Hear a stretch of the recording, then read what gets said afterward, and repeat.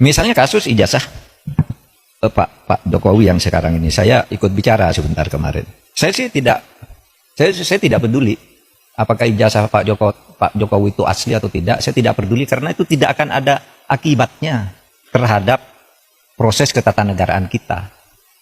Dalam arti begini, taruhlah misalnya betul tuh ijazah Pak Jokowi palsu misalnya. Lalu ada yang mengatakan gini, kalau betul ijazah Pak Jokowi palsu, maka seluruh keputusan-keputusannya selama menjadi presiden itu batal. Tidak sah. Saya bilang, enggak lah. Apa hubungannya? Itu kan hukum tata negara. Kalau pidana, iya.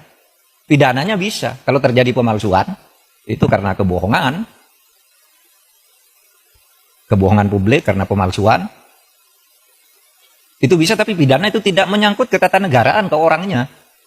Kalau ketatanegaraan, misalnya pengadilan memutuskan hari ini, presiden kemarin ijazahnya palsu, maka semua keputusan ijazahnya bubar negara ini.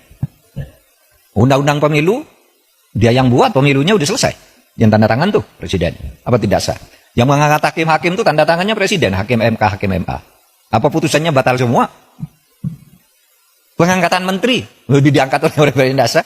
Apa batal semua itu kebijakan perjanjian internasional dan sebagainya? Enggak.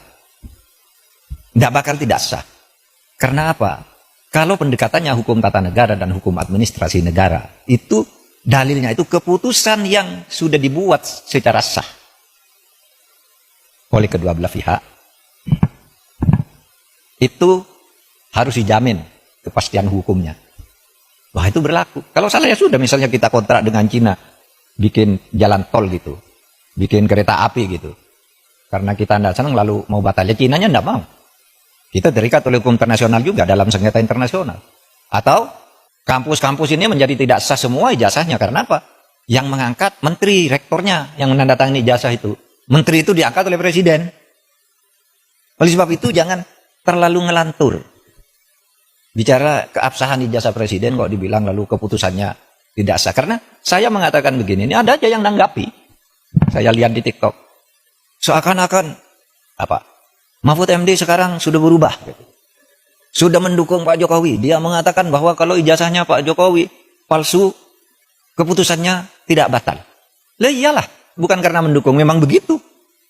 Coba, teori apa yang bisa menyatakan itu? Kecuali pidana ya. Kalau pidana personal, bukan pada keputusan ketatanegaraannya. Iya, saya bilang. Yang saya katakan begini, ada yang tanya juga, Pak Mahfud,